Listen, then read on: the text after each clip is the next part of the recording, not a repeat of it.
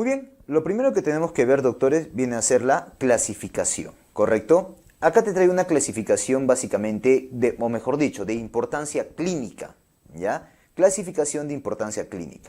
Miren, una primera manera para clasificarlo acá a estas bacterias es en base a la pared celular, ¿correcto? Hay bacterias que obviamente tienen su pared celular y es una pared rígida, hay otras que tienen una pared flexible y hay otras que no tienen pared. ¿Quiénes son? Eso es muy preguntable. ¿Quiénes son las bacterias que no tienen pared? Ahí tenemos, por ejemplo, al famoso Mycoplasma, ¿no? Vamos a ponerlo, ahí está.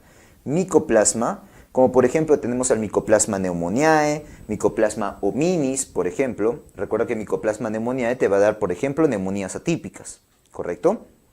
El Ureaplasma también, Ureaplasma uralítico, ¿no? Que da infecciones abajo, ¿ok?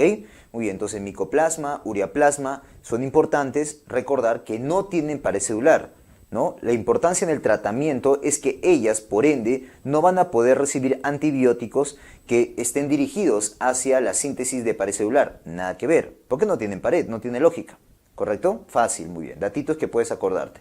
¿Quiénes no tienen pared celular? Mycoplasma y Ureaplasma. Ok, pared rígida. Okay. O bueno, vamos a la pared flexible.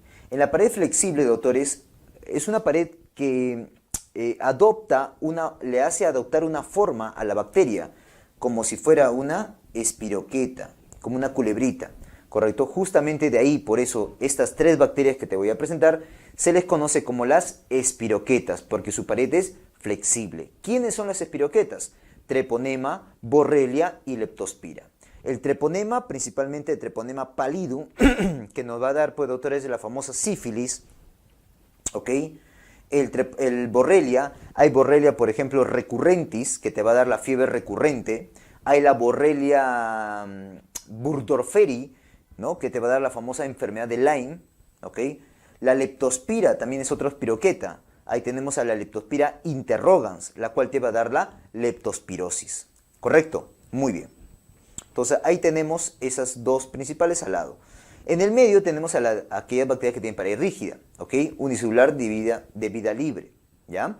Esta, doctores, ahí puedo aplicar lo que es la famosa tinción de Gram, muy usada para clasificar estas bacterias. Ahí tenemos dos, la Gram positivos y las Gram negativas. Gram positivos porque se tiñen más o menos de un color medio azulino, ¿correcto? O violeta. Azulino o violeta, azul o violeta. Y la Gram negativos, un color medio rojizo o rosa también le dicen, ¿ya? ¿Quiénes tenemos en Gram positivos? Ahí podemos todavía subclasificarlas en formas o la forma que tiene la bacteria, en cocos y en bacilos, ¿correcto? En cocos tenemos ahí al famoso estafilococo, ¿no? El cual tú sabes, doctores, que para que un Gram positivo coco sea estafilococo, tienes que ser catalasa positivo, ¿correcto? A su vez, este estafilococo se puede dividir en coagulasas, coagulasa positivo, coagulasa negativo. Los coagulasa positivos, ¿quiénes son? Es el estafilococo aureus. Los coagulasa negativos, ¿quiénes son? Todos los demás, es decir, estafilococo epidermidis a la cabeza, estafilococo hominis, estafilococo saprophyticus, por ejemplo. Esos son estafilococos coagulasas negativos, a la cabeza epidermidis. ¿Ok? Muy bien. Los estreptococos, para que yo diga que una bacteria es un estreptococo, tiene que ser una bacteria Gram positivo, coco, pero catalasa negativo. ¿Ok? Ahora, dentro de los estreptococos yo lo puedo clasificar según puedan o no puedan o cómo hacen hemólisis en una placa de agar, ¿correcto? Puede haber alfa, beta o gamma hemolítico, ¿ya? Alfa, beta o gamma hemolítico, ¿correcto? Los alfa, por ejemplo, Streptococcus pneumoniae, Streptococcus del grupo Viridans. Los beta, el del grupo A, según la clasificación de Lancefield, ahí tenemos al Streptococcus pyogenes. O del grupo B, según la clasificación de Lancefield, Streptococcus agalactiae. Y por último, los gamma. Los gamma, los que no hacen hemólisis. Recuerda, alfa hemolítico, hemólisis parcial. Beta hemolítico, hemólisis total. Y gamma hemolítico, hemólisis parcial. ¿Correcto? Ya, dentro de los gamma hemolíticos tenemos al Streptococcus bovis y al Streptococcus faecalis. ¿Correcto? Muy bien. Listo. Luego tenemos a otros que son el peptococo y peptoestreptococo, ¿correcto? Que no son de tanta importancia clínica, básicamente se asocian a infecciones en cavidad bucal, ¿ok? Muy bien. Oiga, doctor, ¿por qué lo puso color diferente? Ah, porque estos amarillitos, ¿ok? Son aerobios o anaerobios facultativos. En cambio, los de color azul son anaerobios estrictos. ¿Correcto? Anaerobios. Muy bien, listo. Dentro de bacilos, ¿no? Tenemos a los bacillus, por ejemplo, el Bacillus anthracis, que viene a ser la causa, pues, del carbunco. Hay carbunco cutáneo, hay carbunco respiratorio, hay digestivo. También hay otro Bacillus, el Bacillus cereus, que es causa de intoxicación alimentaria, ¿correcto? ¿Por consumo de qué? Consumo de alimento tipo el calentado de la noche o el arroz frito, el chaufa, Bacillus cereus, ¿correcto? El Corynebacterium diphtheriae, ¿no? Que es la causa de difteria, ¿ok?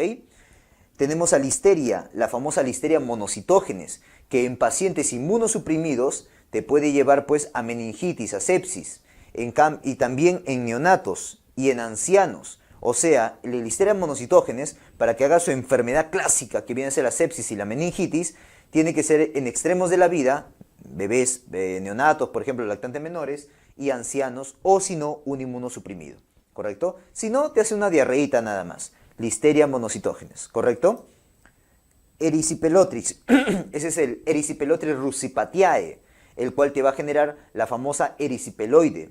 Eso se da por trauma con espina de pescado, aunque en realidad es con carne cruda también, ¿correcto? Muy bien. La nocardia asteroides, ¿correcto? La famosa nocardiosis, que te va a dar pues un proceso pulmonar con absceso, cavitación, una neumonía grave, ¿correcto? Que se da en cierto tipo de pacientes. Muy bien, hasta ahí esos bacilos son aerobios o anaerobios facultativos, ¿ok? De ahí tenemos al Clostridium. El Clostridium hay varios tipos, por ejemplo, el Clostridium difficile, Clostridium perfringens, el Clostridium tetani, el Clostridium botulinum. El Clostridium difficile te da la famosa diarrea intrahospitalaria que puede evolucionar a una colitis pseudomembranosa. El Clostridium perfringens te puede dar dos enfermedades dependiendo de la toxina. Te puede dar una gangrena gaseosa con la toxina alfa o una intoxicación alimentaria con la toxina termolábil, con la enterotoxina termolábil. La Clostridium tetani, mediante la tetanoespasmina, te da el tétanos, y el Clostridium botulinum, mediante la toxina botulínica, te da el botulismo, que es diagnóstico diferencial con miastenia gravis. ¿Correcto? Muy bien, esos son los Clostridium. Propionobacterium. El Propionobacterium, doctores, te puede dar infecciones en la piel, tipo acné, por ejemplo, o infección del sitio operatorio también. Lactobacillus, también te puede dar enfermedades, pero muy comúnmente usado también ciertos bacilos, por ejemplo el Bacillus reuteri, utilizado como probiótico, Actinomyces, el famoso Actinomyces israeli, que es la causa de la actinomicosis, ¿correcto? Antiguamente relacionado en mujeres con dispositivos intrauterinos que generaban abscesos, infecciones en la cavidad uterina, ¿correcto? Otro, ahora, más se asocia, doctores, a taponamiento nasal, a infección de heridas, infección de sitio operatorio, y forma abscesos típicamente cervicofaciales y más frecuentes submandibulares, ¿correcto? No te olvides los gránulos de azufre en la actinomicosis, ¿ya? Muy bien. Un datito, doctores. Estos azules, por si acaso, son anaerobios. Ahora, doctores, dentro de estos bacilos hay dos que quiero que te recuerdes que forman esporas. El Bacillus tiene la capacidad de formar esporas, al igual que el Clostridium tiene la capacidad de formar esporas. Por eso le dicen a estas bacterias esporulados. También se les dice así. ¿Correcto? Muy bien. Pasemos al otro lado, a los gram negativos. Dentro de los gram negativos, tú sabes que es gram negativo porque es color rosa o rojito, ¿ok? Y también puedo dividirlo así, en cocos y en bacilos. Es más, los bacilos en entéricos y no entéricos, ¿correcto? Dentro de los cocos tenemos pues a la Neisseria, a la Moraxella. La Neisseria hay dos tipos muy importantes. Neisseria gonorrheae, que es la causa de la gonorrea en su forma localizada o en su forma diseminada.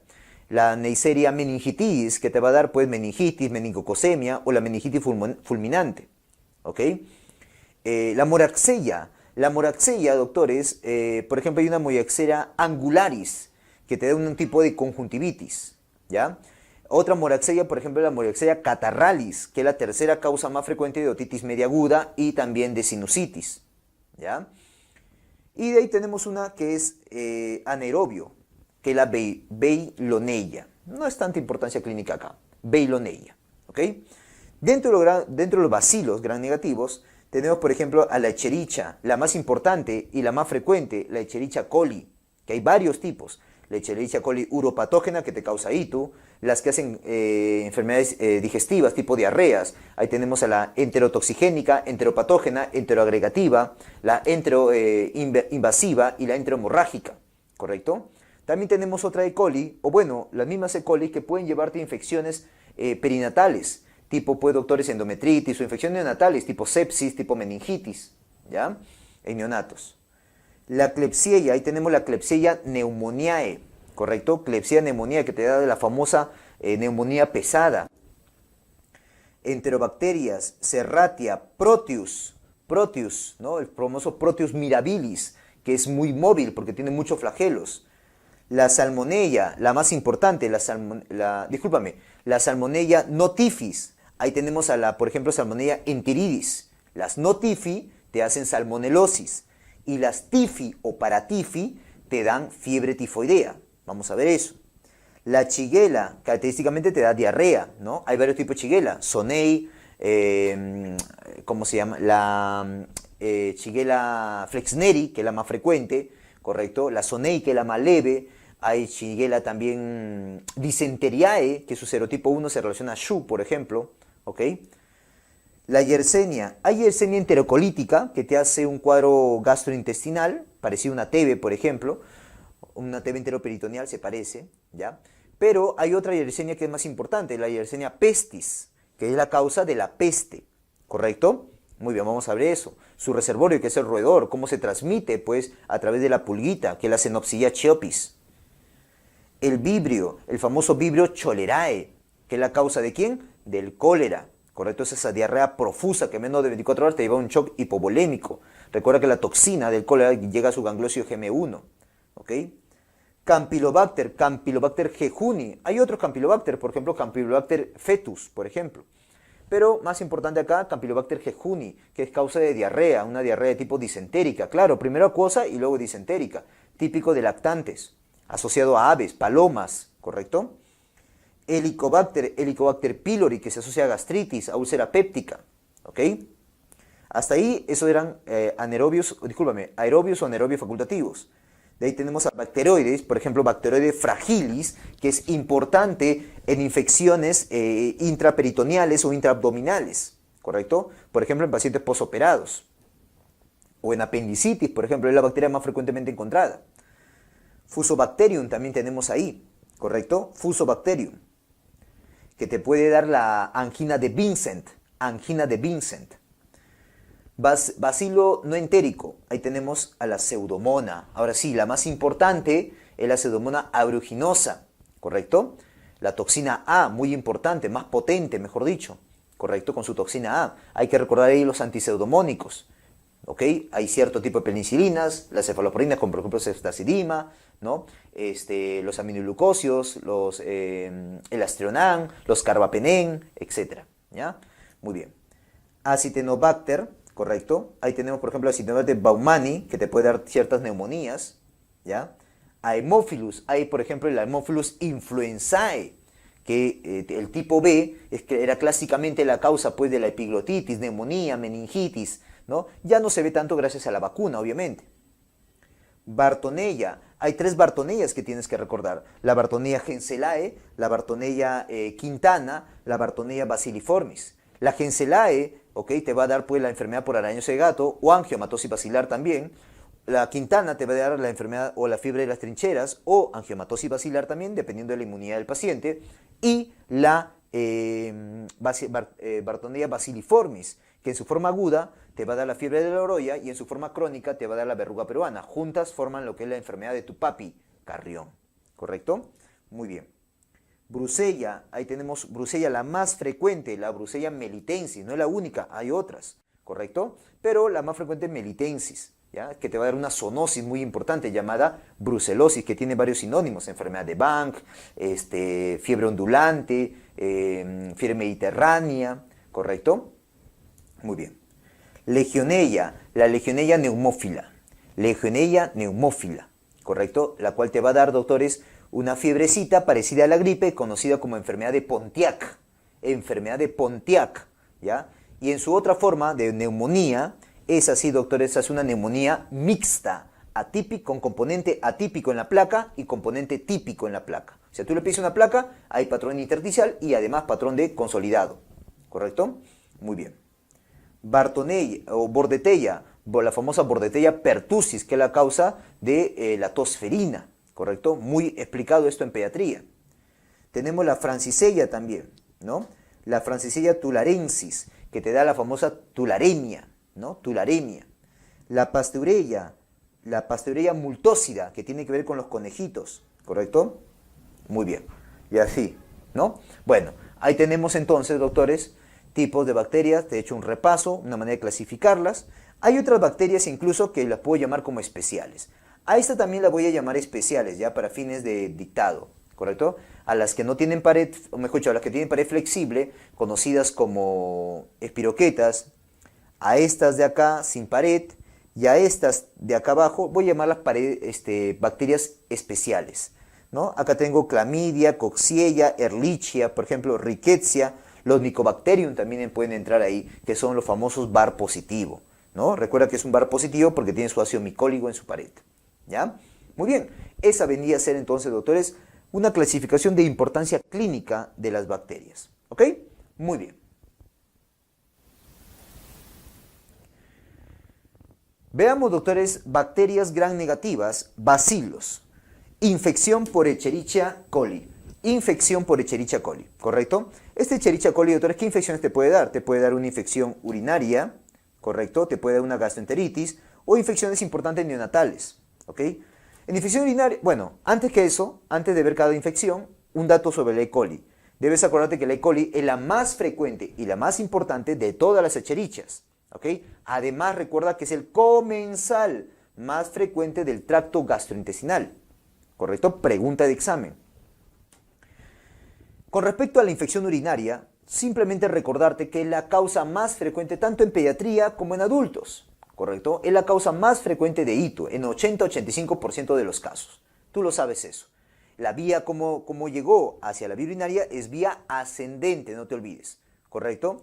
Y tiene que ver mucho, pues, ese ascenso que hace a través de las paredes, ¿ya? Bueno, gastroenteritis. Ahí quiero que recuerdes 5. Hay una sexta, pero estas 5 según según la bibliografía de infectología, ¿correcto? ¿Ok? Muy bien, Murray. Miren, según esto, doctores, ¿ok? Hay 5 tipos de E. coli que afectan a nivel gastrointestinal. La E. coli enterotoxigénica, la E. coli enteropatógena, la E. coli enteroagregativa, la E. coli enteroinvasiva y la E. coli enterohemorrágica, ¿correcto? Muy bien. Ahora, doctor, lo voy a separar así, 3 arriba y 2 abajo, ¿qué te parece?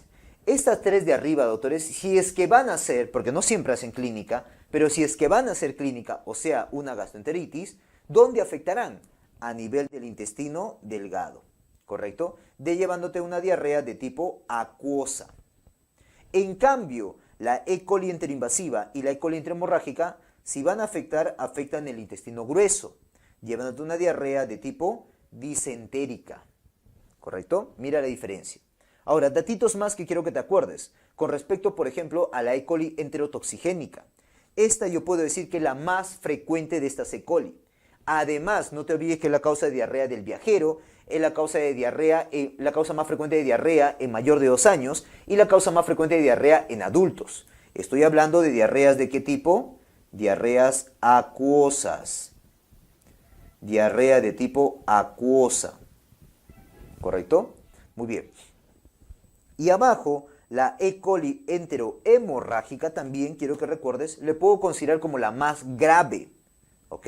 E. coli enterohemorrágica. ¿Por qué? Porque un serotipo conocido como el O157H7, ¿ok? Tú sabes que se relaciona al famoso, o es causa de brindarte la toxina chiga para relacionarse con el famoso síndrome hemolítico urémico, típico de niños.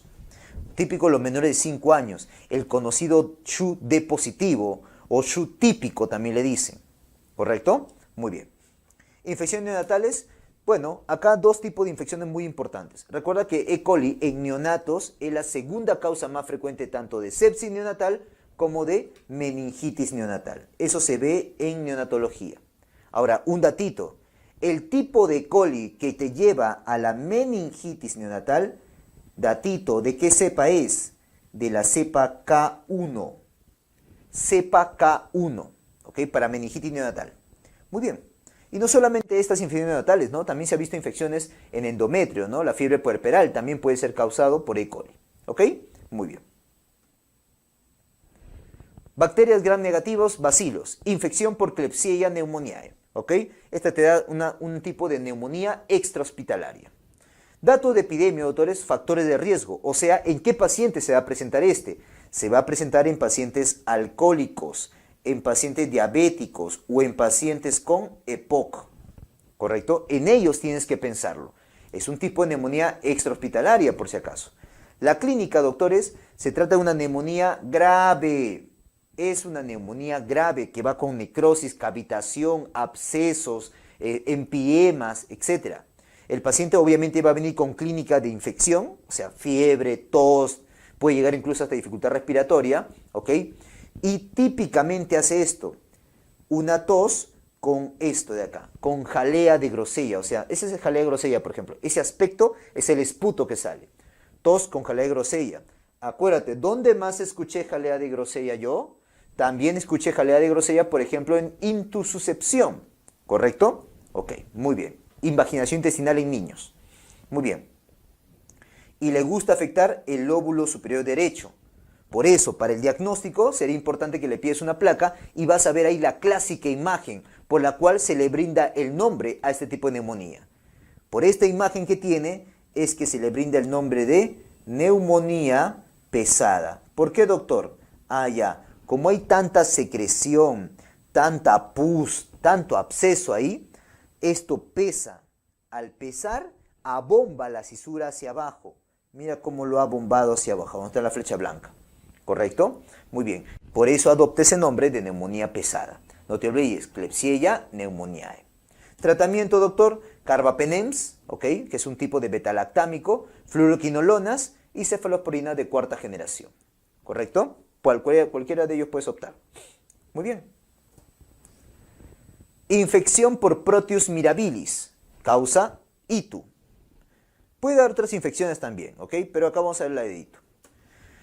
Primero recordar, ya, un datito sobre este Proteus mirabilis. Esta bacteria, doctores, tiene un montón de flagelos, como estás viendo ahí, un montón, ¿ya?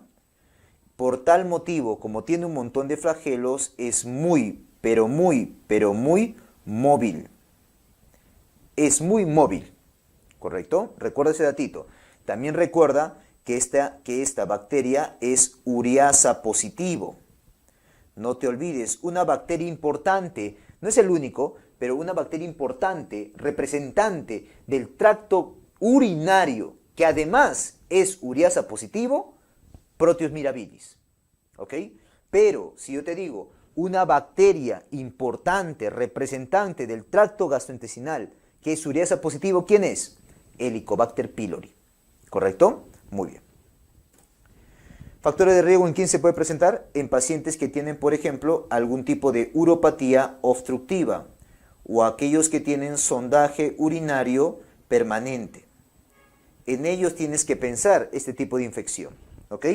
En la clínica obviamente van a venir como una infección urinaria, ¿correcto? O sea, ¿es causa de infección urinaria? Sí, pero menos frecuente, ¿ok? Tú sabes que dentro de las ITUs, lo has visto en nefrología o lo verás en nefrología, lo más frecuente, doctores, es que sea E. coli. Menos frecuente, hay lejos, Proteus, Serratia, ¿correcto? Muy bien. Pero esta Proteus mirabili es la bacteria de la ITU que va con cálculo. O sea, un cálculo que va con ITU. ¿Qué bacteria sería? Proteus mirabilis. Ya, doctor, ¿qué cálculo es ese? El famoso cálculo de Struvita. Recuerda que este es un cálculo radiopaco. Está compuesto, ¿por qué? Fosfato amónico magnésico. Son tres componentes importantes. Fosfato amónico magnésico, los famosos cálculos de Struvita. ¿Ya? Muy bien. Dentro del diagnóstico, obviamente, pues te vas a ayudar de exámenes, tipo examen de orina, y en el examen completo de orina vas a ver esto, pH alcalino, o sea, más de 8, o sea, no cualquier alcalino. Recuerda que el pH normal es un poco ligeramente ácido. Acá está alcalino, ¿ya? Y los famosos cristales de fosfato amónico magnésico, ¿ya? Urocultivo, obviamente, para encontrar la bacteria, e imágenes para encontrar al cálculo, ¿correcto? E incluso puede ser por ecografía y por radiografía. E incluso, doctores, si es radiografía, puedes encontrar este tipo de forma, esta imagen típica, el signo de tu amigo. ¿De mi amigo, doctor? Sí, en asta de venado. ¿Ok? ¿Ok? ¿Estamos de acuerdo? Mira esa imagen de ese famoso cálculo coraliforme que te brinda este estrubita, ¿no? El signo radiológico en asta de venado. Tratamiento, cefalosporina de cuarta generación, imipenem, clotrimmoxazol o quinolonas. ¿Correcto? Esas opciones tienes como tratamiento. Infección por salmonella no tifi, no paratifi, salmonelosis, ¿ya? Recuerda que la tifi y paratifi te da fiebre tifoidea. Algunos datos sobre esta. ¿Quiénes son ellas? Por ejemplo, la enteridis, salmonella tifimurium o la salmonella Newport, ¿correcto? Son algunos de los ejemplos de no tifi, no paratifi. La transmisión va a ser por vía oral, ¿correcto? Recuerda que este de acá, a diferencia de la fiebre tifoidea, sí es una zoonosis, ¿correcto? ¿Ok? Y los alimentos que generalmente se relacionan, ¿no?, con esta salmonelosis es, por ejemplo, huevo, el consumo de huevo, ¿correcto? El consumo de cremas pasteleras, mayonesa, ¿correcto? Productos lácteos, ¿ya? E incluso el simple contacto con animales, por ejemplo, las aves de corral. El simple contacto con los animales, ¿correcto? También, tú lo metes a la boca, te pones en contacto con una gallina, un gallo que está infectado con esto, lo metes a la boca y entra, pues, doctores, esta bacteria por la vía oral, ¿ok? Muy bien, por eso decimos que es una zoonosis, ¿ya? Estos alimentos contaminados también vienen, pues, porque se contaminaron de productos de animal, ¿correcto? Muy bien. En la clínica periodo de incubación no es tan largo, ¿eh? 6 horas a 2 días, mira, ¿ok? Te va a dar una geca disentérica que te puede llevar a bacteriemia y es por eso que te brinda la fiebre también, ¿correcto? Muy bien. Se puede presentar en brotes, ¿correcto? Todos van a comer en un solo lugar y hay un brote ahí de salmonelosis. La duración tiene resolución espontánea, 3 a 5 días, y a diferencia de lo que es la fiebre tifoidea, acá no hay portador crónico. En fiebre tifoidea sí hay portador crónico. Para el diagnóstico, obviamente estudio de heces tipo coprocultivo, y por hacer bacteriemia también podrías pedir hemocultivo, pero no es común solicitarlo, ¿ya? No es común. A lo más el coprocultivo es lo que se lo solicita. Tratamiento, obviamente es una diarrea. Siempre cuando veas diarrea, por favor, el tratamiento suele ser hidratación, siempre. Ya sea por E. coli, ya sea por salmonella, cualquiera. Lo primero ante una diarrea siempre es hidratar, por favor. ¿Ya? Ahora, si voy a dar antibióticos, ¿es necesario? En realidad solamente en algunos casos. Casos graves o aquellos pacientes que tienen algún factor de riesgo para que generen casos graves, justamente. Por ejemplo, doctor, que sean lactantes menor de 3 meses, que sean ancianos, inmunosuprimidos, ¿ok? Alguna condición que lo predisponga a formas graves, etc. ¿Ya? Solo en esos casos podría darle ciprofloxacino o de repente una cefalosporina tipo ceftriaxona, por ejemplo. ¿Ya? Pero generalmente no requiere antibióticos. ¿Ya? Muy bien. Infección por salmonella tifi y paratifi, fiebre tifoidea. Acá, doctores, recordar que acá el único reservorio viene a ser el humano. O sea, esta transmisión, doctores, es de humano a humano. Por lo tanto, no es una zoonosis, a diferencia de las salmonellas no tifi o no paratifi. La transmisión es vía oral. Como es de humano a humano, obviamente fecal oral. ¿Correcto? Y lo típico es que te digan consumo en ambulante. Eso te van a decir. El paciente consumió en ambulante. ¿correcto? Muy bien. En alimentos con mala higiene. La bacteria ingresa por vía oral, ¿ya? Llega a tubo digestivo y ahí en el intestino ubica a la placa de Peyer para que ahí comience a multiplicarse. Se ubica en la placa de Peyer. Comienza a multiplicarse y de ahí, doctores, migra ¿a dónde? Migra a ganglios. Mira, a ganglios linfáticos. De los ganglios linfáticos pasa a la sangre. Acá en la sangre va a ser la primera bacteriemia. Su primera bacteriemia. Y de esa primera bacteriemia llega principalmente ¿dónde? Al hígado. También puede llegar al vaso por si acaso, ¿ya? Pero principalmente al hígado. Y del hígado comienza a nuevamente botar a la bacteria a la sangre para que haga las bacteriemias secundarias. Y por eso viene con fiebre, una fiebre continua, ¿ya? Muy bien. Esa es más o menos la lógica, ¿ya, chicos? Muy bien. Portador crónico, ya que estoy hablando de epidemia, ¿cuándo digo que es un portador crónico un paciente?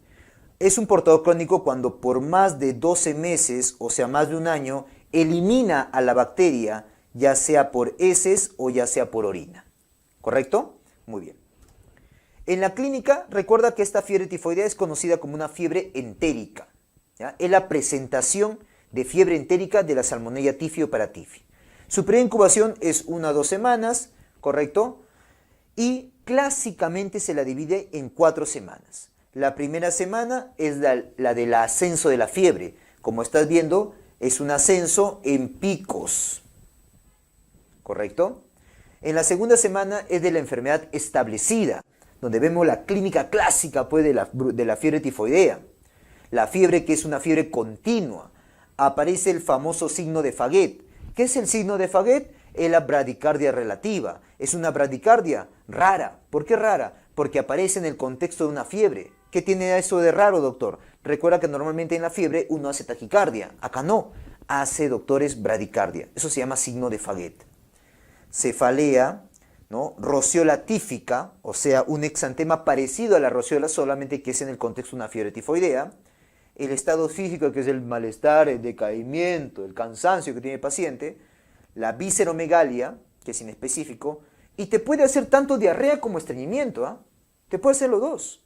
Ten cuidado. Bueno, luego viene clásicamente la tercera semana, que es la semana de las complicaciones. La más frecuente es la complicación de hemorragia digestiva. La más severa, esto es lo más clásico, ¿ya? Esta información que te acabo de dar es información clásica, ¿ya? Lo más frecuente es hemorragia digestiva. Lo más severo es perforación intestinal. Y si se va a perforar, ¿dónde es que se perfora? En ilion terminal. Ilion terminal, datito. También te puede hacer clínica neurológica tipo meningismo, colicitis aguda, glomerulonefritis, etc. ¿Ya? Ah, por cierto, cuando llegaba la bacteria al hígado, ¿dónde le gusta quedarse para que justamente se vuelva un portador crónico? En la vesícula biliar. Le encanta, peor todavía si hay cálculos, ¿ah? Peor todavía si hay cálculos. Y como habrás visto en cirugía, una indicación para hacer colicistectomía en un paciente con cálculo en un paciente con cálculo en la vía biliar, o sea, con colelitiasis, es, pues, doctores, el que tenga infección por salmonella. ¿Ya? Bueno. Y la cuarta semana es la de efervescencia de la fiebre, la caída de la fiebre. ¿Correcto? Muy bien. Para el diagnóstico, doctores, si a ti te preguntan, la primera prueba que pediría, ¿cuál sería? La primera prueba, doctores, debe ser aglutinaciones. Para que sea positiva tiene que ser mayor o igual a 1/160. Para que sea positiva, que suele ocurrir a la segunda semana, tiene que ser mayor o igual a 1/160. Doctor, ¿por qué pone hemograma acá? ¿Hay algo característico? Sí. No te olvides que el hemograma cursa con una leucopenia con desviación izquierda. ¿Correcto? Leucopenia con desviación izquierda. Cultivos. No te olvides que el hemocultivo viene... Ah, por cierto, este tipo de hemograma aparece también a la segunda semana, o se ve en la segunda semana. Ahora, doctor, el hemocultivo, datos de los cultivos. Si vas a pedir un gol estándar sería el hemocultivo, gol estándar. Y si lo vas a pedir, tiene que ser en la primera semana. Es el mayor momento donde vas a encontrar positividad. El mielocultivo, doctores, es conocido como el más sensible, ¿correcto? El más sensible y por ende el más rentable. Y le puedes pedir en cualquier semana, porque siempre sale positivo, o casi la mayoría de los casos sale positivo. Urocultivo y coprocultivo, si es que piensas pedirlo, debes pedirlo en la segunda a tercera semana. Ahí deberías pedirlo, ¿correcto? Muy bien. Listo. Tratamiento, doctores, bueno, depende. Si estamos en infección aguda, o sea, en la misma fiebre tifoidea, ¿ok? Pregúntate, ¿está complicado o no está complicado? Si no está complicado, ok, primera opción, ciprofloxacino por 7-10 días y segunda opción, acitromicina por 5 o 7 días. Todo vía oral, ¿correcto? Ahora, doctor, y si está complicado, puede darle ceftriaxona, pero por más tiempo, 10 a 14 días, ¿ok? Si es una infección crónica, o sea, portador crónico, ahí tienes que darle ciprofloxacino por vía oral, pero por más tiempo, 4 semanas. Vía oral, 4 semanas, ¿correcto? Esta es la famosa fiebre tifoidea, fiebre continua, ¿ok? Muy bien. Bacterias gram negativos, bacilos, infección por Shigella, ¿ok? La shigellosis. Algunos datos de esta Shigella. Recuerda que esta Shigella, doctores, ¿ya? Podemos tener, por ejemplo, Shigella flexneri, que esta viene a ser la más frecuente. La Shigella dysenteriae yo le voy a decir que es la más grave. ¿Por qué, doctor? Porque su serotipo 1 se asocia al síndrome hemolítico urémico. Shigella bodei no tiene ningún dato. Shigella sonnei sí, porque esta es la más leve. ¿Correcto? La más leve. Algunos datos, doctores, el reservorio es humano, por lo tanto no es una zoonosis, ¿ok? La transmisión es vía oral, por lo tanto si es de humano a humano tiene que ser fecal oral y no hay portador crónico tampoco, ¿no? Es pues el consumo de alimentos contaminados con ese de pacientes que han tenido Shigella, ¿ok? En la clínica periodo de incubación 1 a 3 días, puede ir desde un cuadro asintomático hasta la famosa disentería bacilar. Así se le llama la disentería por Shigella, disentería bacilar, ¿ok? De ese rango de espectro de infección puede tener. Ahora, si es que hace diarrea, hay una evolución clásica. Primero comienza con una diarrea acuosa y luego cambia a una diarrea disentérica. En ese contexto te va a hacer fiebre, cólico intenso, tenesmo, pujo y vómitos. Doctores, remarca pone amarillo patito florcita, no lo sé, ponle algo, ¿ya? Si tú ves una diarrea disentérica, ¿ok? Una diarrea disentérica con pujo y tenesmo, al toque piensa en Shigella, por favor, ¿ya? Y a la cabeza Shigella flexneri, ¿correcto? Porque es la más frecuente, ¿ya? Y no te olvides, la flexneri, está bien que digas que es la más frecuente, pero también es la causa más frecuente, ponlo ahí, de diarrea aguda disentérica en mayor de 2 o 5 años. Es decir, también es diarrea aguda disentérica más frecuente en adulto. ¿Ya? En los adultos. Muy bien. No te olvides. Pujo, tenesmo, al toque, marca, Shigella. Diagnóstico, obviamente examen de ese tipo, reacción inflamatoria, coprocultivo, etc.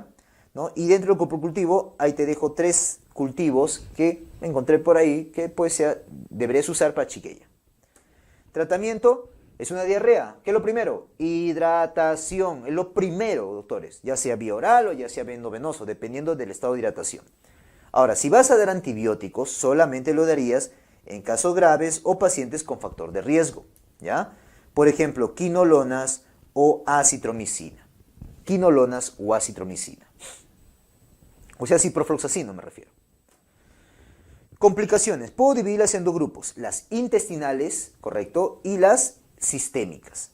Las intestinales, por ejemplo, proctitis, prolapso rectal, megacolon tóxico, obstrucción intestinal, perforación colónica. A ese cuadro te pueden llevar. Y las sistémicas, bacteriemia, por ende sepsis, hipovolemia, o sea, por la deshidratación, hiponatremia característicamente, y esto, doctores, es por alteración de la hormona antidiurética, o sea, hace un tipo de SIHAT. Esto es por un SIHAT, no es por la pérdida de sodio, es porque desarrolla un SIHAT, ¿ya? Muy bien. Reacción leucemoide, más de 50.000 leucocitos tranquilamente te puede llegar a hacer, correcto, es una complicación. Neurológicas, dentro de las neurológicas, por favor remárcalo, amarillo patito, florcita, no sé, ponle algo ahí, ¿ya? Convulsiones, es la más frecuente complicación neurológica de shigellosis, ¿estamos de acuerdo? Convulsiones, por eso yo siempre le digo, diarrea disentérica, con pujo, tenesmo y convulsiones, marca Shigella, ¿ya? También te puede llevar una artritis reactiva, e incluso dentro de las artritis reactivas tú sabes que hay uno que es conocido como Reiter, ¿no? La artritis de Reiter o síndrome de Reiter, que se caracteriza por una triada, ¿no? La conjuntivitis, la artritis y la uretritis, ¿ya? Y también, pues, como te dije, puede llevarte a un síndrome hemolítico urémico, un SHU, de positivo. Muy bien. Infección por Yersinia pestis, la peste, bacteria gram negativo bacilos. ¿Qué reservorio tiene esta? Reservorio animal. Hay varios animales, pero el representante, el clásico, el típico, roedores, el Ratus spp, ¿correcto? El cual, doctores, mediante su vector, que viene a ser la pulga de la rata, la famosa Xenopsilla cheopis, ¿ya? Ahí está. Va a llegar, pues, doctores, por una picadura hacia el humano, ¿ya? Eso es lo clásico. Pero también puede existir una transmisión de humano a humano. O sea, la infección en realidad es una zoonosis que viene del animal, en este caso la rata, a través de la pulguita, que es el vector, hacia el humano. Pero puede haber transmisión de humano a humano en la forma neumónica, por inhalación, ¿ya? Sí puede existir. Bueno. En la clínica, doctores, entonces el paciente va a desarrollar tres tipos de peste. La peste bubónica, que por cierto es la más frecuente, la peste septicémica, segundo puesto, y la más rara, felizmente, pero la más grave, la peste neumónica. No te olvides, bubónica, la más frecuente, y neumónica, la más grave. 100% mortalidad en la neumónica, ¿ya? Ya. Lo normal o lo clásico, doctores, es que el humano se infecte y haga peste bubónica, pero también podría ser de frente peste septicémica o de frente una peste neumónica, pero eso es raro, ¿ok? Lo más probable es que sea una septicémica secundario a la neumónica, o sea, así. Vamos a poner mejor. O sea, lo más común es que sea una peste bubónica que lleva a una peste septicémica. Esas son las formas secundarias, que son las más frecuentes. Esto es lo más frecuente.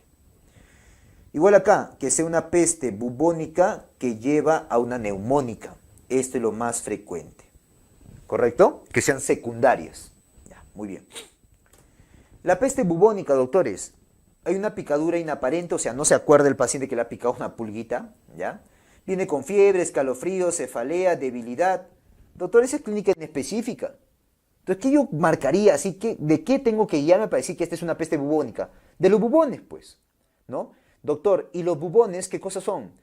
Un bubón es un ganglio aumentado de tamaño con compromiso de la piel circundante. Eso es un bubón. Y el lugar más frecuente es justamente, como ves acá en la imagen, a nivel inguinal. ¿Correcto? Eso debes guiarte. Los famosos bubones. ¿Qué es un bubón? Ganglio aumentado de tamaño con compromiso de la piel circundante. En la septicémica, el paciente viene con fiebre, síntomas inespecíficos del tracto gastrointestinal, síntomas generales. Eso no te ayuda mucho. Lo que te va a ayudar es que el paciente rápidamente desarrolla, así como acá te ha ayudado los bubones, esto: sepsis, falla multiorgánica, shock, coagulación intravascular diseminada. Y lo típico es que haga esto, mira. Necrosis, mira, ahí están los bubones. Necrosis a nivel periférico, ¿correcto? ¿Ok? En partes distales. La neumónica, igual, fiebre, obviamente con clínica respiratoria tipo disnea, dolor torácico, hemoptisis, y este es lo más importante. 100% de mortalidad, doctores. 100% de mortalidad. O sea, paciente con peste neumónica, mejor comprarle el cajón de una vez. ¿Ya? ¿Estamos de acuerdo? Bueno. Para el diagnóstico, doctores, ¿ya? Obviamente cultivo. El cultivo puede sacar una muestra del bubón, de líquido cefalorraquídeo, de esputo, de sangre, etc., ¿no? Puedes cultivarlo. La tinción. Hay, por ejemplo, la tinción de Grich-Hiemsa, la de Wyson, y la inmunofluorescencia. Acá en estas tinciones de Giemsa o la de Grish, la de Giemsa, Wyson, voy a ver esta forma. Una forma de bacteria en forma de imperdible cerrado. Mira, parece un imperdible, ¿no? Forma de imperdible cerrado, ¿ya? Otro, también en la inmunofluorescencia, forma de bastones, ¿ya? Muy bien. Serológicos, hay que pedirle anticuerpo contra el antígeno F1 o si no, el mismo antígeno F1. También le puedo pedir, ¿correcto? Muy bien. Para el tratamiento, doctores, en la forma bubónica, para adulto y mayor de 9 años, doxi o cloranfenicol. Para menor de 9 años o gestante, cotri. Pero para las formas más importantes o más graves, como son la septicémica y la neumónica, en adultos o mayores de 9 años, estrepto. Niños también estreptomicina. Pero en gestantes, cotrimoxazol. Cotrimoxazol, porque no puedo darle estrepto. ¿Ya? Muy bien. Profilaxis se puede hacer, claro, por ejemplo, cuando hay desborde de ríos. ¿Correcto? Desborde de ríos, por ejemplo, o alcantarillado, etc. Cuando se desborda el alcantarillado, cuando se desbordan los ríos, ¿puedo hacer profilaxis? Claro que sí. En adultos, doxiciclina. Y en niños y gestantes, cotrimoxazol. ¿Ya? Infección por Vibrio cholerae, cólera. Algunos datos del Vibrio cholerae, doctores. En base al antígeno O del Vibrio cholerae es que podemos dividir en serogrupos. Hay serogrupo O1, O2, O3, O4, O5, O6, O7, hasta el O139. Doctor, ¿tantos? Sí, pero en realidad los que hacen cólera son solamente el O1 y el O139. Principalmente el O1. Principalmente el O1. ¿Correcto? Bueno, este serogrupo O1 además lo puedo clasificar en biotipos, que son clásicos y TOR. ¿Correcto? El biotipo clásico es el que generó las 6 primeras pandemias de cólera. Actualmente estamos en la 7ª pandemia de cólera, la cual, doctores, es generada por el biotipo TOR, o el TOR, le dicen así. ¿Correcto? Entonces, esta de acá generó la primera hasta la 6ª pandemia. En cambio, esta de acá está generando la 7ª pandemia, la que actualmente tenemos. Por cierto, esta 7ª pandemia que actualmente tenemos de cólera, ¿cuándo llegó al Perú? Datito de historia. Llegó en fines de enero del año 1991. ¿Qué edad teníamos ahí? 3, 4 años. O 5, claro. En el enero de 1990, fines de enero del año 1991, llegó pues el cólera al Perú. ¿Correcto? Pregunta a tus familiares. ¿Cómo fue en ese momento? Pacientes fallecían por gran deshidratación, doctores. ¿Ya? Muy bien. Listo. En ese mismo año también, 1991, se dio el último caso de polio en las Américas, en Perú, en Pichanaki. ¿Correcto? Mira, datito de historia. Serotipos. También se puede este O1 clasificar en serotipos. Inaba, Ogawa o Hikojima. ¿Correcto? Muy bien. Dato de la transmisión. Es una transmisión de vía oral, fecal oral. Requiere un gran inóculo. Eso es importante. Lo que pasa es que esta bacteria, doctores, es una bacteria ácido sensible. Es decir, el ácido del estómago lo puede matar.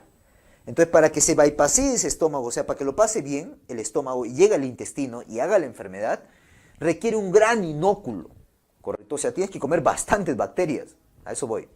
Entonces, el paciente, ¿no? Esta sería la secuencia. El paciente defeca, ¿no? Salen las heces, ¿no? Y las manos contaminadas, las moscas que puede transportar la bacteria a los alimentos, o los mismos alimentos se contaminan en el suelo, o los líquidos, ¿no? Se pueden contaminar. De ahí puede llegar por acá, por acá, por acá, por vía oral hacia otra persona. Es un fecalismo, fecal oral, ¿correcto? Y así llega al tubo digestivo. Recuerda que esta se va a mediar mediante la toxina del cólera. Esta toxina del cólera, ¿ok?, llega al enterocito. ¿A qué nivel? A nivel del gangliósido GM1. ¿Y qué hace ese nivel, doctores? Impide la entrada de sodio, bota cloro. Por lo tanto, el sodio afuera y el sodio y el cloro afuera van a ser altos. Entonces, eso por gradiente va a jalar agua. También bota sodio, ¿eh? También bota sodio. Y por gradiente jala agua. O sea, fisiopatológicamente, ¿qué es esto? Esto fisiopatológicamente es una diarrea de tipo secretora. Diarrea de tipo secretora. ¿Ya? Muy bien. No te olvides que acá tiene que ver el canal CFTR, ¿no es así? Muy bien, acá, ¿no? El canal CFTR. ¿Ya? Muy bien. Lo que hace es, sí, a ver, un datito más, ¿ya? La toxina se une al GM1, ¿estamos de acuerdo? ¿Ya? Y genera todo lo que te he dicho acá. Pero ¿cómo hace esto? Al unirse al GM1, hace que dentro de la célula el AMP cíclico aumente. Aumente el AMP cíclico, ¿correcto? Y eso, pues, doctores, activa a este canal de cloro, CFTR, para que salga cloro, impide el ingreso de sodio, bote cloro también y luego bote agua, o sea, una diarrea secretora. ¿Ya? Bueno. En la clínica, periodo de incubación corto, mira, 1 o 2 días nada más. Hace una diarrea aguda profusa, abundante, tremenda, doctores, en aspecto de agua de lavado de arroz, como la imagen que estás viendo ahí. Obviamente este es un agua de lavado de arroz, pero así son las heces, ¿ok? Literalmente. Tiene un cierto característico olor a pescado y, datito importante, una diarrea que en menos de, acuosa, abundante, profusa, que en menos de 24 horas lleva un shock hipovolémico al paciente, un shock hipovolémico, por favor, tu primera posibilidad es cólera, ¿ya? Si va con vómitos, no suele hacer fiebre, no suele haber dolor y no suele haber tenesmo. Aunque en los casos clínicos te lo ponen, ¿ya? Pero bueno, la literatura dice eso.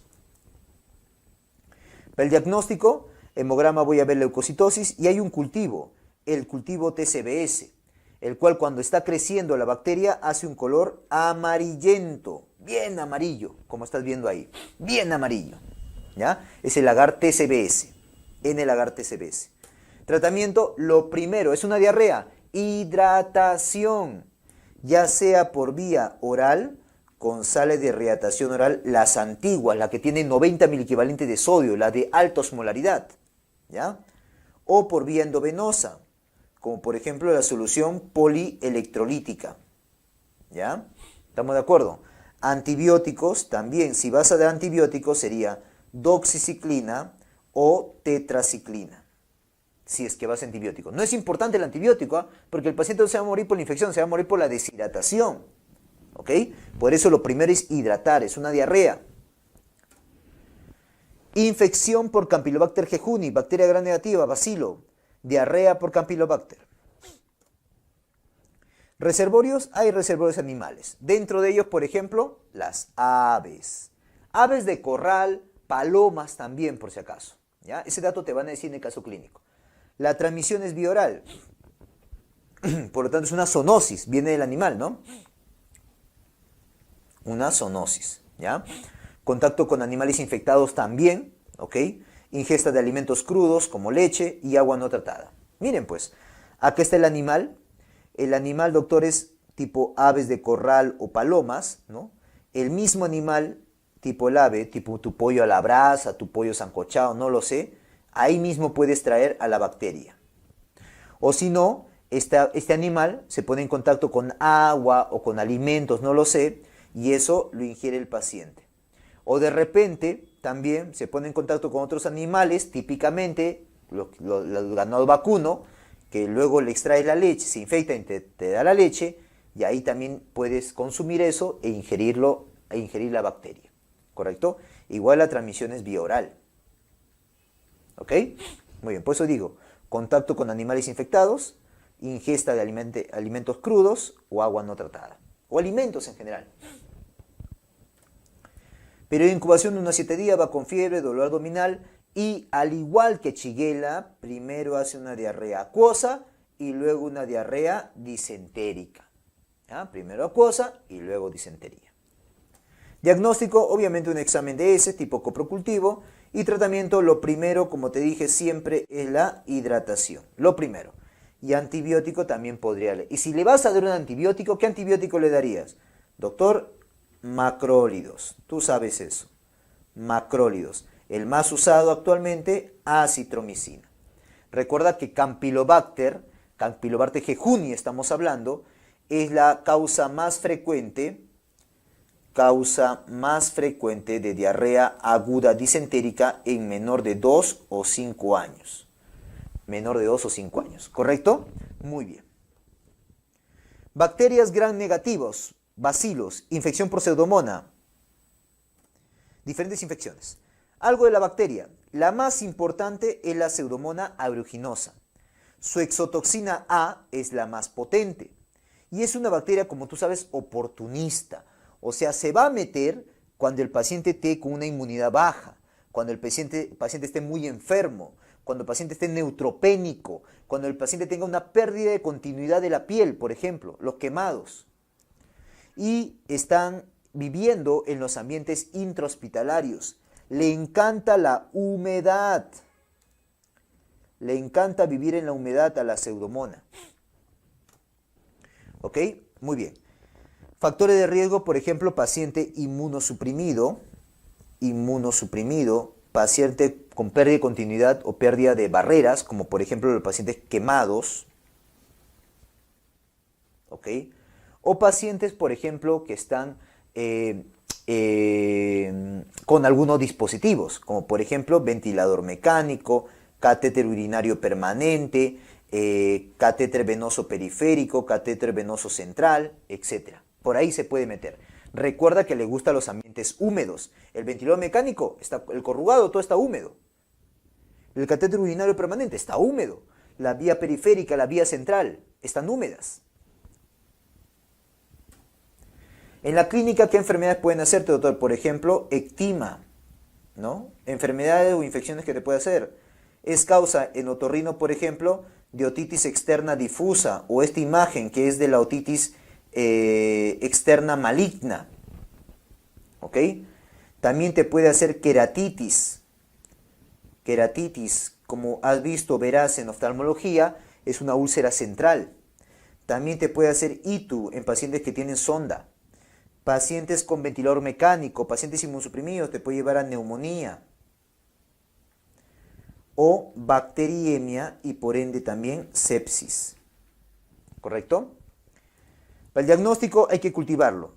Y dentro del cultivo hace una coloración medio azul verdosa, igual que en las infecciones. También ahí hace una coloración medio azul verdosa. ¿Correcto? Tratamiento, obviamente hay que darle antipseudomónicos. Y acá lo viene lo importante. Acá lo importante, doctores, es pues darle recordar los antibióticos antipseudomónicos. Como por ejemplo, dentro de las penicilinas, los antipseudomónicos o el primer antipseudomónico que se creó, ticarcilina con clavulámico, pero que ya dejó de usarse. Ahora, ¿cuál es el antipseudomónico tipo penicilina? Representante, el famoso pipetazo, piperacilina tazobactam. Otro betalactámico como las cefalosporinas, ahí tenemos a ceftazidima, cefoperazona, cefipime, cefpiroma. Monobactam, el único, ¿no? El Astrionan. Carbapenem, ahí tenemos al imipenem, que recuerda tú, el imipenem siempre tiene que ir con su inhibidor enzimático, la cilastatina, porque si no es por gusto que lo des el imipenem. Meropenem también. Doripenem también tiene cierta actividad para Pseudomonas. ¿Cuál es el carbapenem que no tiene actividad para Pseudomonas o que su actividad es muy pobre? El ertapenem. Se no tiene cobertura Pseudomonas. Aminoglucósidos, fluoroquinolonas tipo ciprofloxacino, colistina también, que es un tipo de polimixina que actúa a nivel de la membrana celular o membrana de la bacteria.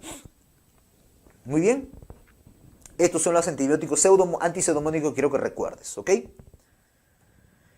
Infección por Haemophilus influenzae. ¿Correcto? ¿Qué infecciones? Vamos a ver. Primero voy a recordarte sobre este Haemophilus influenzae, que puedo dividirlo en dos tipos, ¿ya? Los no capsulados, ¿correcto? Y los capsulados. Los no capsulados son también llamados los no tipificables. Y son comensales, viven con nosotros, ¿ok? A veces son causas de neumonía, otitis media aguda y sinusitis. Y las infecciones por estos ha aumentado un poco, ¿ok? Porque se ha cubierto con vacuna a los capsulados, que son 6. Dentro de esos 6, el más importante, la cepa tipo B, el más patógeno. que era causa de meningitis, epiglotitis, celulitis orbitaria, artritis, sepsis. Ya no tanto, esto ya no se ve, en realidad. ¿Por qué? Por la vacuna, ¿no? Muy bien. Dentro de la pentavalente, como tú muy bien sabes, ¿no? Los factores de riesgo, doctores, entonces, que te van a contar: la falta de vacuna, justamente, la transmisión, secreción respiratoria, ¿no? Es el contacto con esta secreción respiratoria, ¿ya? En la clínica, la más representante de estas es la epiglotitis. Ahí está, la epiglotitis, ¿no? Que clara, se amplía esto en pediatría, ¿no? No te olvides que eso es típico de los niños preescolares. Adoptan un paciente que viene con estridor severo, que luce mal, con gran dificultad respiratoria, cianosis, boca abierta, posición de trípodes, y así, ¿no? ¿Ok? Desaturación, etc., ¿no? Tú verías así, por ejemplo, mira cómo están inflamadas esas epiglotis, ¿ya? ¿Y qué es lo que no debo hacer? No debo hacer uso de baja lengua, porque si no se cierra esa glotis y chao, ¿ya? Diagnóstico, por ejemplo, además de tu hemograma, hemocultivo, etc., puedes pedir una radiografía lateral de cuello, en la cual voy a ver clásicamente, pues, doctores, el famoso signo de dedo de pulgar, que no viene a ser otra cosa más que la epiglotis inflamada. Tratamiento: primero cuida la vía aérea, una intubación, y luego da el antibiótico. Y si le voy a dar antibiótico, uno de los más usados es ceftriaxona. ¿Correcto? Ceftriaxona. Infecciones por Haemophilus ducreyi, chancroide. Recuerda que la transmisión de esta es mediante relaciones sexuales, o sea, es un tipo de ITS, ¿correcto? Viene como úlceras genitales, están dentro de los síndromes de úlcera genital, o sea, es un tipo de ITS. Características de esta, como ves en la imagen, puede ser una o varias, o sea, múltiples, a diferencia de sífilis, ¿no es así? Es dolorosa, es sucia, ¿por qué? Porque supura. Te puede ser enopatías también. Bordes irregulares, blanda, a diferencia del sífilis, que es dura. Las enopatías son obviamente inguinales, dolorosas, bilaterales y que en algún momento podrían ulcerarse. Si te das cuenta, las características que estás viendo acá son contrarias a la de una sífilis primaria. ¿Correcto? Fácil. Recuerda que dentro de las causas de úlcera genital tenemos a herpes genital, a chancroide y sífilis primaria, ¿ya? Para el diagnóstico, la tinción de Gram, cultivo, test de ácidos nucleicos, ¿ok? De amplificación de ácido nucleico, que es el NAT. Y en el Gram vas a ver esto, como filamentos, ¿no? De bacterias, ¿ya? Tratamiento: de elección, acitro 1 gramo, bioral una dosis suficiente, o si no, cetrazona 200 miligramos intramuscular, una dosis. Alternativo, tenemos a ciprofloxacino o eritromicina por más tiempo ahí, 3 días o 7 días. Lo más recomendable o usado práctico es la citromicina, ¿ya? Infección por Brucella, SP, la famosa brucelosis.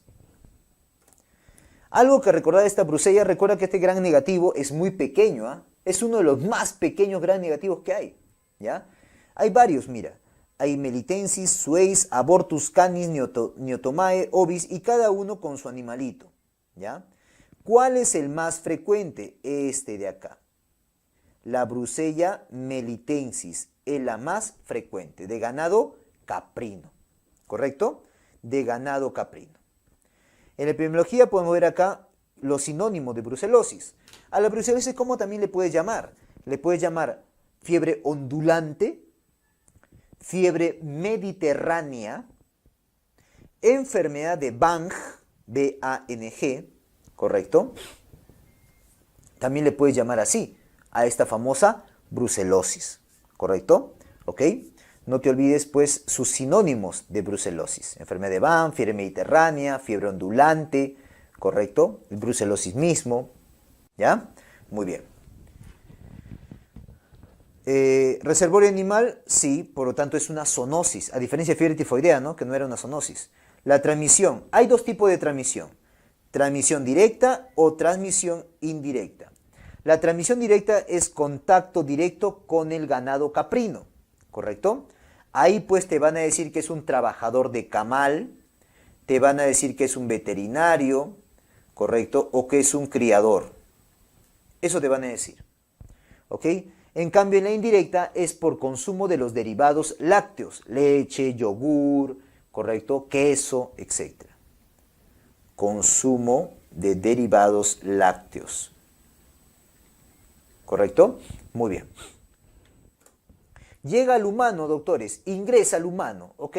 Al ingresar al humano, primero recuerda, su periodo de incubación, 1 a 4 semanas, son leve en niños, en gestante te puede dar problemas tipo aborto, parto prematuro, muerte fetal, muy importante, y en VIH no se comporta como un oportunista y suele dar cuadros leves. Ya, ahora, en la clínica de esta brucelosis hay 3 fases. La fase aguda, correcto, que dura las primeras 8 semanas, la fase subaguda, que dura de 8 semanas a 1 año, y la fase crónica, que dura más de 1 año. Lo que quiero que recuerdes acá, doctores, es lo siguiente, ¿ya? Miren, cuanto más agudo sea el tiempo de enfermedad, ¿ok? Más síntomas generales va a tener y menos síntomas o focalización, ¿ok? Entonces, cuanto más o cuanto menor duración tenga la enfermedad, más clínica general, más agudo, más síntomas generales. Pero cuanto más crónico sea, ¿ok? Va a tener más síntomas de focalización. ¿Correcto? Entonces acá tenemos, ¿ok? Más síntomas generales. Tipo, pues, doctor, ¿qué cosa? Tipo, síntomas generales.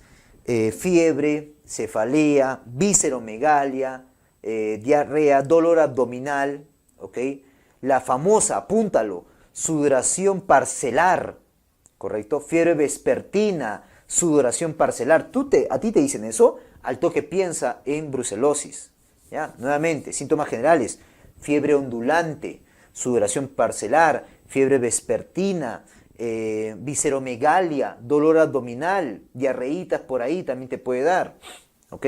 Malestar general, decaimiento, cansancio, síntomas generales, ¿ok? Pero estos síntomas generales, cuando esté en la fase crónica, mira, ya no va a haber fiebre ahí. En cambio, en la fase aguda y en la fase crónica, obviamente más en la fase crónica, puede haber, ¿qué cosa? Focalización. Focalización. ¿Correcto? ¿Ok? Focalización. ¿Ya? Muy bien. ¿Qué focalización? Cuando digo focalización me refiero no que haga una convulsión, no, sino que focalización, la infección se focaliza en un sistema, en un órgano. Por ejemplo, osteoarticular, que es la más frecuente, genitourinario, pulmonar, gastrointestinal, hemática, neurológica, cardiológica, oftálmica, dérmica, etc. La más frecuente es osteoarticular, ¿ya? ¿Y osteoarticular dónde, doctor? ¿En qué articulaciones? Acuérdate de esta manera, mira. Cuando es agudo, mira la A que estoy formando. Cuando es agudo, ¿ya? Parece tus piernitas. Acá afecta articulaciones de sacrocoxigias, ¿correcto? O sacroiliares, mejor dicho, y articulación de miembros inferiores. Entonces, sacroiliacas y articulación de miembros inferiores. En cambio, cuando es crónica, con C de columna, afecta columna. ¿Correcto? Espondilitis, ¿ya? Sacroileitis en la aguda. ¿Ok? Muy bien. Tamiz. Las pruebas. En fiebre tifoidea te dije que la primera prueba que te dije pedir es aglutinaciones. Acá la primera es rosa de Bengala, que te detecta IgG1. Si esta sale positivo, rosa de Bengala, pasas a una prueba complementaria. Aglutinaciones en tubo, que te detecta IgM e IgG2, o 2-mercaptoetanol, que te detecta IgG. ¿Correcto? Con respecto a los cultivos, doctores, ahí puedo pedir hemocultivo o mielocultivo. Recuerda que el hemocultivo, ¿ya?, viene a ser el más específico y el mielocultivo viene a ser el más sensible, más rentable y para muchos el gol estándar, ¿ya? Aunque esto va a variar, ¿ya? ¿Correcto? ¿Ok? Tengámoslo de esta manera, porque para otros, mejor no lo digo, porque para otros el hemocultivo viene a ser el gol estándar acá. Ya depende de la fiabilidad del laboratorio, ¿ya? Esto sí, más específico, más sensible, más rentable, ¿ya? En la radiografía, doctores, acá en columna, ¿ya? Tú puedes pedir una radiografía de columna en la cual vas a ver que en las vértebras, principalmente las dorsales inferiores, cómo se desprende el borde anterior de la vértebra. Ese desprendimiento del borde anterior de la vértebra, ¿ya? Se llama signo de Pedro Pons. O pedir una resonancia magnética en la cual pues voy a ver, ¿no?, una espondilodicitis, ¿ok? Tratamiento para adultos y mayores de 8 años, doxy más rifa por 6 semanas de lo clásico, o si no, la rifa la reemplazo por genta, 2 semanas. Para menor de 8 años, cotrio más rifa o eritro más rifa, y gestante o lactante, cotrio más rifa o eritro más rifampicina. ¿Correcto? Muy bien. Infección por Bartonella, ¿correcto? Infección por Bartonella. Ahí vamos a ver la enfermedad por arañazo de gato, la fiebre de las trincheras y la enfermedad de Carrión. Miren, doctores, tenemos acá 3 Bartonellas, ¿ya? La Bartonella Genselae, la Quintana y la Basiliformis. La Genselae tiene como vector, ¿quién? A la pulguita, ¿ok? Ahora, este Genselae, ¿qué enfermedad te va a dar? Depende si llega en un paciente inmuno, ¿ok?, o llega en un paciente inmunodeprimido. Si llega la bacteria en un paciente inmuno, ¿ok?, ahí te va a dar la enfermedad por arañazo de gato. Pero si llega en un paciente inmunodeprimido, te va a dar la famosa angiomatosis basilar, que es algo parecido, similar al sarcoma de Kaposi. ¿Ok? Muy bien. Bueno, la enfermedad por arañazo de gato, ¿porque se caracteriza? Una triada. Así le digo yo, una triada. Fiebre, adenopatía y arañazo. Es una adenopatía regional, ¿ya? Fiebre, adenopatía y arañazo. Digamos que acá está el arañazo, adenopatía regional y fiebre. ¿Ok? La prueba que tienes que pedir IgG, que doctor, ¿no es IgM? No, es IgG, ¿ya? ¿Por qué? Porque la IgM de la Bartonella Genselae, la IgM, aparece, pero aparece muy poco y se va rápido, por lo tanto no lo vas a detectar. Así que solamente te valdrías de la IgG, ¿ya? Tratamiento acitromicina. Bartonella Quintana, acá el vector viene a ser piojos, ¿ya? Ahí está. También parecido, depende en qué paciente llegue la bacteria, si llega en un paciente inmunocompetente o llega en un paciente inmuno-OK. Si llega en un paciente inmunocompetente, fiebre de las trincheras. Si llega en un paciente inmunodeprimido, angiomatosis basilar, que es algo parecido al sarcoma de Kaposi, como ya te dije. ¿Ok? Bueno, acá en la fiebre de las trincheras va con fiebre, cefalea, malestar, mareo, dolor óseo en la tibia, típico de ellos.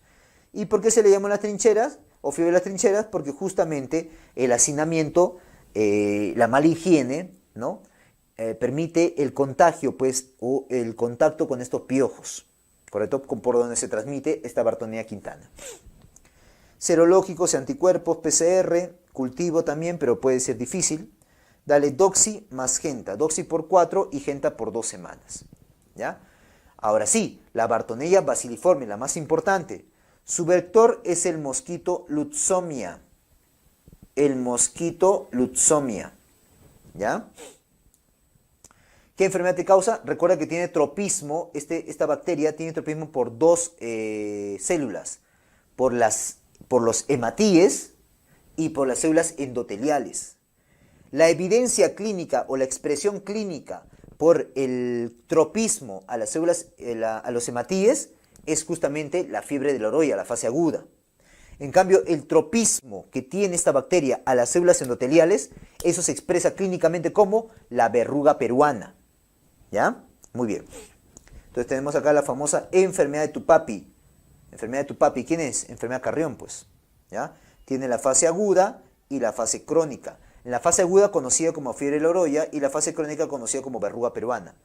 En la fiebre de la oroya, doctores, 3 cosas quiero que recuerdes. Fiebre, cefalea y una anemia con ictericia.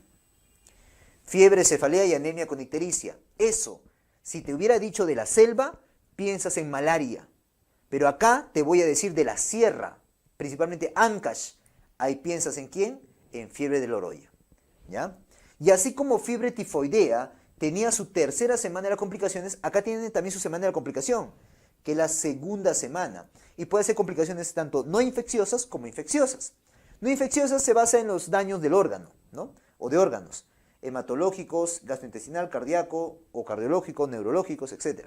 Los infecciosos es que se sobreinfecta o se reactiva un microorganismo, como por ejemplo salmonella, toxoplasma, shigella, histoplasma, neumocistosis, tuberculosis, malaria, etcétera, etcétera, etcétera. ¿Ya? Muy bien. En la forma crónica, doctores, que es la verruga peruana, esto es típico de los niños, por si acaso, y se suele presentar en zonas de exposición, ¿ya? En el rostro o en las manos, ¿ya? Ahí está, ¿no? La verruga peruana, típico de los niños. Acá el gol estándar viene a ser el cultivo y el tratamiento cotrimoxazol, ¿ya? Tratamiento viene a ser el famoso cotrimoxazol, ¿ok? Ah, espérate, cotrimoxazol, espera, corrige acá, por favor. El tratamiento va, como cotrimoxazol, estoy equivocado ahí, va a depender. A ver, ¿de qué depende? Si es fase aguda, ponlo acá, por favor. Si estamos en la aguda o estamos en la crónica, para el tratamiento, ¿ya? Y también depende de la edad, y si es gestante o no. Si es adulto mayor de 45 kilos o mayor de 14 años, ¿qué le voy a dar ahí? Ahí le voy a dar el ciprofloxacino. Ahora sí, no es cotrimoxazol, es ciprofloxacino. Pero si es niño menor de 45 kilos, menor de 14 años o gestante, ahí le voy a dar, doctores, amoxicilina más ácido clavulánico. ¿Correcto? Muy bien. Pero si es crónico, hay varias opciones, pero en todos, para todos, podría dar ¿qué cosa? Acitromicina. ¿Ya? Según el UpToDate. Acitromicina. ¿Correcto? Corrige ahí, por favor. No es cotrimoxazol.